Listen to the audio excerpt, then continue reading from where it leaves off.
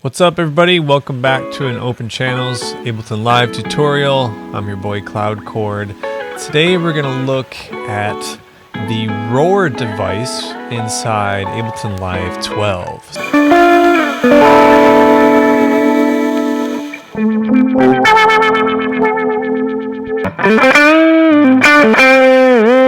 So the Roar, and I'm paraphrasing right now, Ableton, when they dropped the news about Roar late last year in 2023, they're basically saying it's like a super power version of Saturator and Drum Bus. And I'm going to show you how to implement it into guitar amps. In fact, like a month ago here in Austin, Texas, I gave a little presentation on various Roar devices that I made for the Austin Ableton community, and I built these amps for that talk, and today I'm just going to give it away. No deluxe versus free version. I'm just going to be giving it out to the people, snapshots, macros, and all for free. There's a link in the description, but you're going to want to check out this video because I'm going to show you some really cool badass things that you can do and the certain types of tones that you would want to use on these presets, and just show you what's under the hood here so you can tweak it more yourself. Let's look at a couple things, and I'm going to do some playing as well. So like most of my guitar amps, it just starts with a clean tone, and it's the usual, let's see what we got, like a tuner, pedal if we want it. We got an EQ8, mostly for low cut and high cut. Then we got three instances of Roar. We have one called Flutter, and then we have one called Brighten, and then we have one called Rhythmic Feedbacker. After that, we got this Leslie LFO effect inside an auto filter. We got a little tremolo device that's made of an auto pan.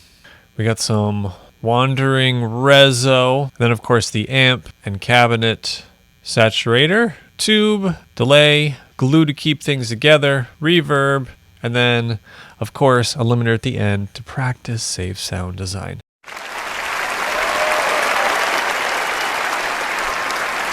Okay, so we're going to mainly dig into what's going on with the Roar here. I just wanted to show you what's in this chain, okay? Okay, so let's play just this riff right here, first of all, so you can hear what it sounds like clean. That's with a little bit of bass.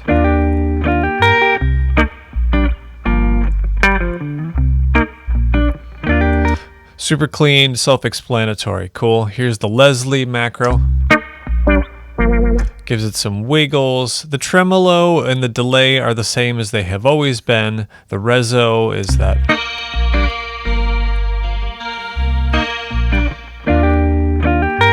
That's pretty cool. That's that wandering reso. The gain is gain, glue is glue, amp type, reverb knob. Those are all self-explanatory. This is about Roar. So let's listen to just this clean setting with this Flutter macro turned up a little bit.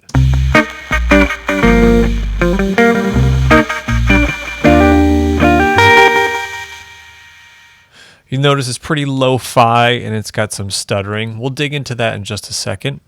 Now the Brighten is just like a crunch.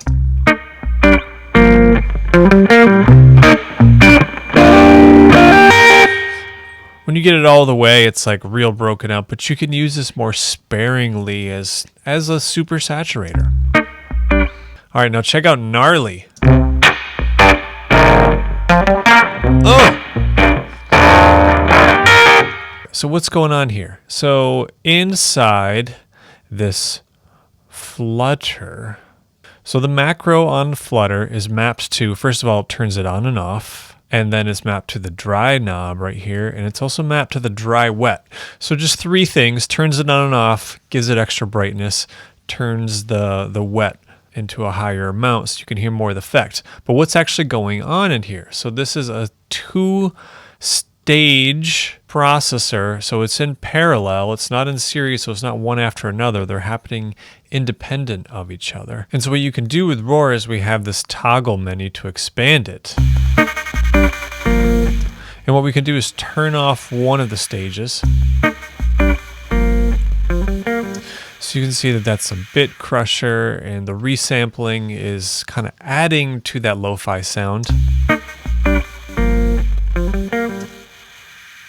Now let's listen to just stage 2.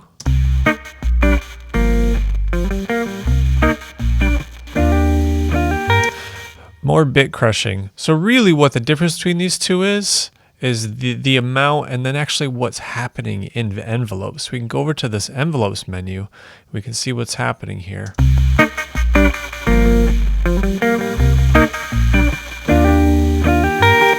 So the envelope is affecting the drive a little bit.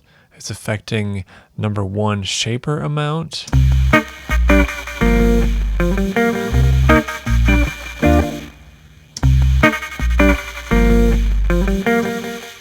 And it's affecting number 2 shaper amount.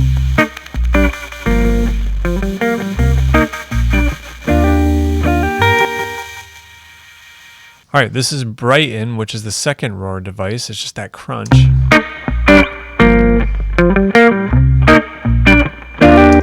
This is a single stage. This is just one instance.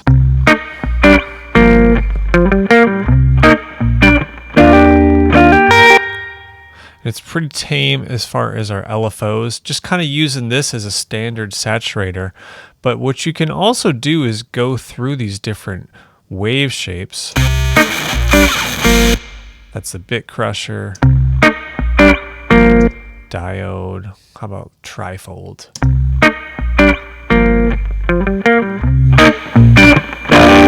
So another neat thing here is that there is a compressor inside here, and you'll see this SCHPF, which stands for sidechain high pass filter. So what happens with compressors a lot is the bass waves are more powerful, and they're kind of the first to go past the threshold of a compressor, so they kick in the compressor earlier. But what this does is prevents that from happening, and so it's giving a more even compression to the entire spectrum. So a cool thing about this one too is you'll see the envelope is all the way 100% to drive. So it's really it's pushing the drive with every bit of this wave in the envelope follower.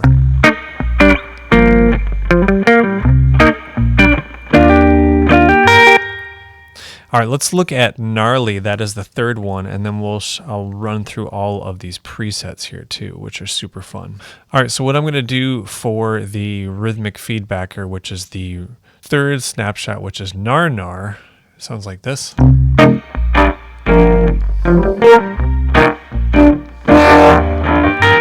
Couple cool things here. Yeah, it's got the drive. This is in serial, which means stage 1 goes first, stage 2 goes second.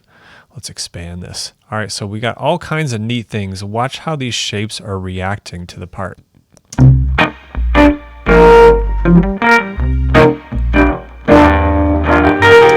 And the really gnarly thing that sounds like a ring modulator, that is this feedback mode. I have it synced to the fastest possible rhythm, which is 128. And so it's really fast feedback or delays, echoes.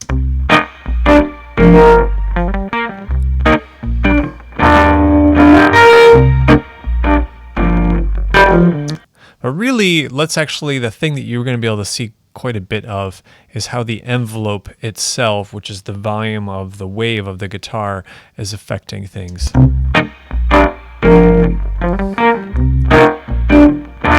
So you can see the shaper amount and the filter are both being affected by that. And see, they're still going right now, and that's because of the feedback. So you see the shaper and the frequency are being affected.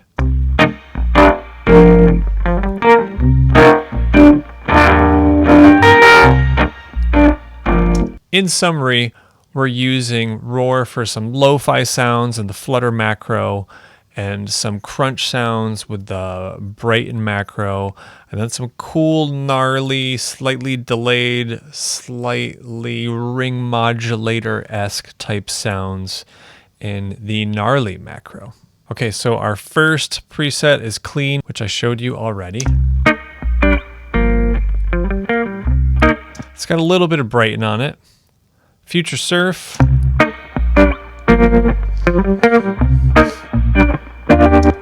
That's basically the Clean with a little bit of reso here and a little bit of tremolo. Now here's a Warm Crunch that's using that Brighten knob.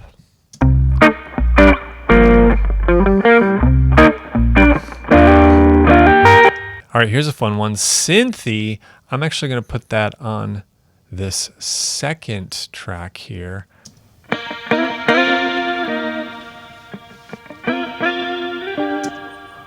So that's using this Wander Rezo, and you see I can actually change the pitch of it. It's pretty cool. Next preset, Rock Chunk. More of the Brighton, a little bit of delay.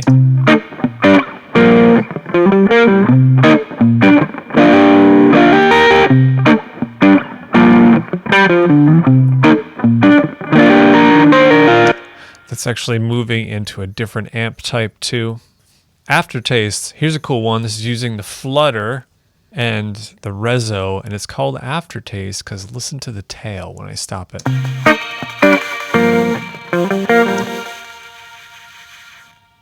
Ribbit. This is a wild one.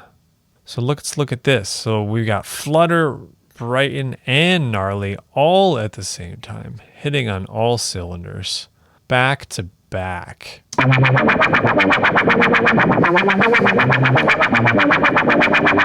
Underwater. So I actually got a different part I want to play for Underwater. Check this one out. This is a different part in this little beat here.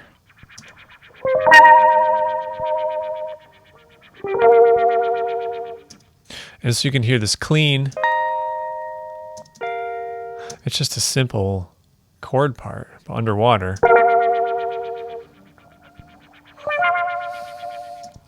That's all three of the Roar devices a little bit. And the Leslie. And the tremolo. Last but not least, for those of you that watched my tutorials before, you know I love to end with an AM radio or a phone setting. So let's look at this little effects one right here. So this is what this track sounds like dry on its own.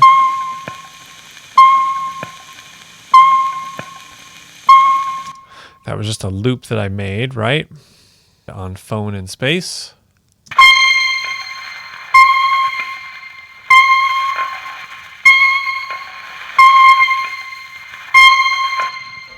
So super fun just to like riff around in all of them and see what's up.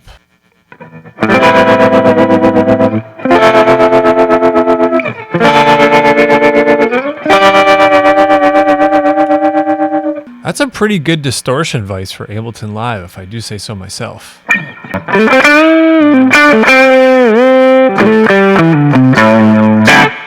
Synthy.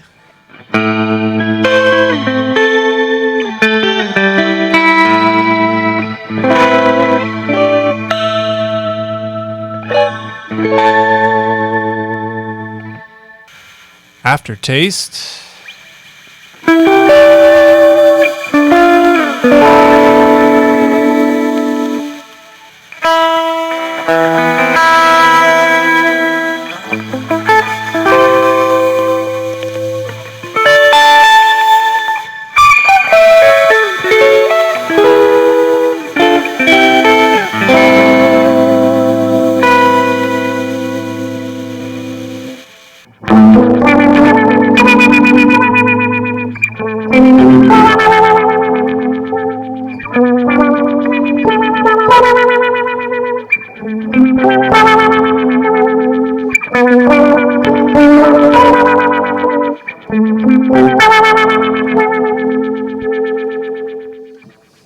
Enjoy these roaring guitar amps. See you next time. Thanks for watching. Cheers. Like and subscribe. Boom.